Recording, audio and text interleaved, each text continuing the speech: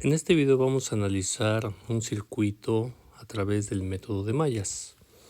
Como mencionamos en un video anterior, dentro del procedimiento del análisis de mallas, primero vamos a identificar el número de mallas que tenemos. Entonces aquí tenemos la malla 1, que está dada por este circuito cerrado. Tenemos la malla 2, que está dada por este circuito cerrado. Y tenemos la malla 3, que está dado por este circuito cerrado. Después el método nos decía que si teníamos alguna fuente de corriente que no estuviera compartida por alguna otra malla, entonces automáticamente la corriente de esa malla sería equivalente a la corriente o el valor de la fuente de esa malla que se encuentra independiente. En este caso no tenemos fuentes de corriente en el circuito, lo cual vamos a analizar en ejemplos posteriores. Después se nos dice que debemos colocar el sentido de las corrientes de la malla como nosotros querramos. Como sugerencia, no es una regla.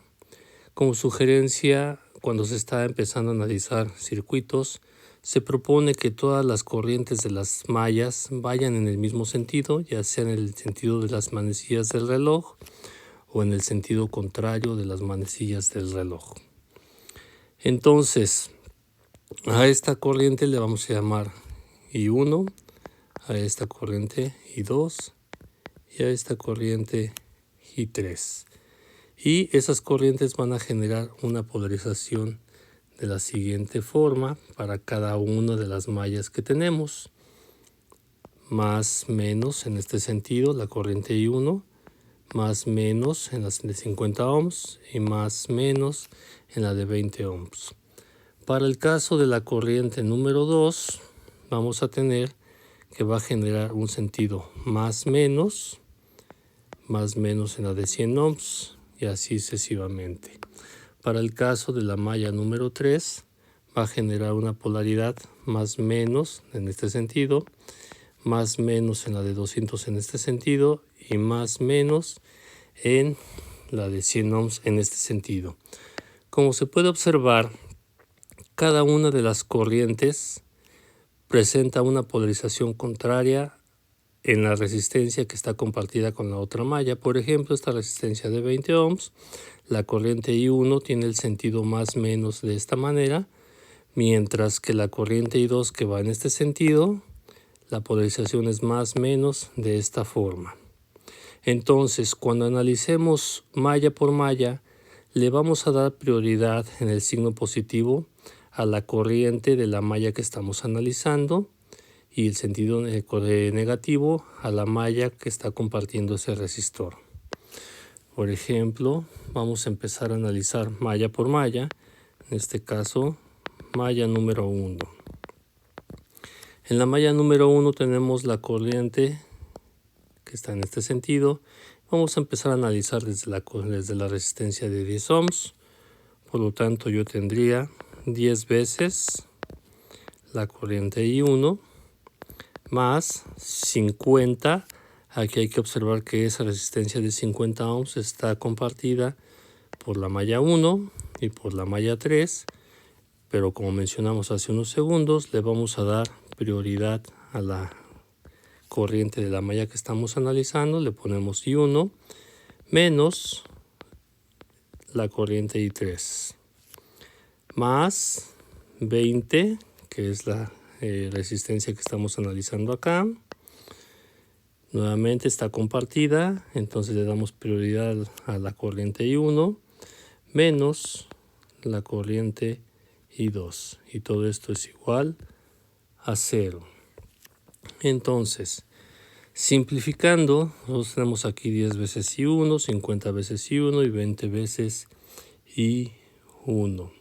Entonces, simplificando sus valores me va a dar 80 veces I1 menos 20 veces I2 menos 50 veces I3 y esto me va a dar un valor con 0. Y esta es mi primera ecuación. Ahora vamos a analizar la malla número 2. En la malla número 2 podemos observar que tenemos ahí nuestra fuente de voltaje, pero el sentido de la corriente de la malla que estamos nosotros utilizando va de menos a más. Por lo tanto, el valor que vamos a poner en la ecuación es el valor negativo. Entonces ponemos menos 10 volts más 20 por I2 menos I1. Acuérdense que le damos prioridad a la malla que estamos utilizando, por eso ponemos I2 menos el efecto que tiene en la corriente I1 más 100, nuevamente I2 menos I3, y esto es igual con 0. Simplificando, nosotros vamos a tener menos 20 I1 más 120 I2 menos 100 veces I3, y esto es igual a 10. Y esto es mi segunda ecuación. Ahora analizamos la malla número 3. En el caso de la malla 3 tenemos envueltos el resistor de 50 ohms, el resistor de 200 ohms y el resistor de 100 ohms. Entonces empecemos con la de 50 ohms. I3 menos I1 más 203, en este caso esta resistencia no está compartida, más 100 I3 menos I2, y esto es igual con 0. Recordar que esta está compartida con la malla 1, esta está compartida con la malla 2, por eso es que tenemos esta ecuación de ese estilo. Simplificando, voy a tener menos 50 veces I1 menos 100 veces I2 más 350 veces I3, y esto es igual con 0. Esta es mi tercera ecuación. Entonces tenemos 3 ecuaciones con 3 incógnitas.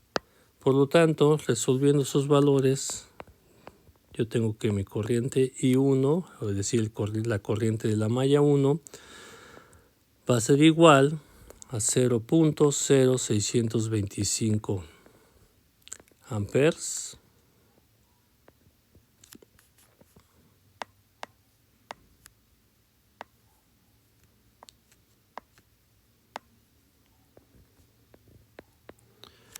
mi corriente I2 va a ser igual a 0.1328 amperes, y mi corriente I3 va a ser igual a 0.0469 amperes.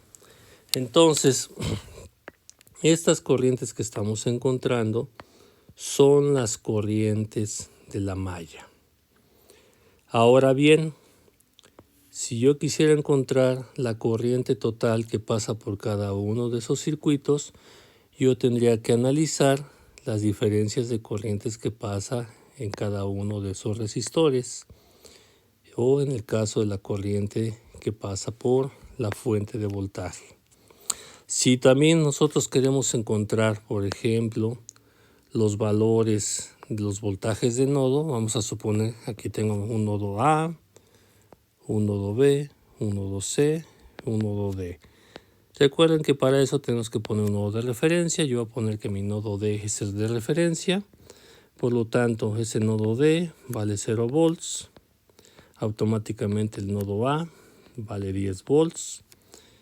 El voltaje en el nodo B va a ser igual a 100 veces la corriente I2 menos la corriente I3. Lo estoy poniendo de esta forma porque estoy tomando en consideración la polaridad positiva aquí y la polaridad negativa acá.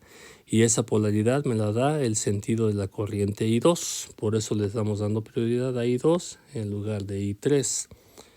Resolviendo eso, yo tengo que el voltaje en el nodo B es aproximadamente de 8.59 volts.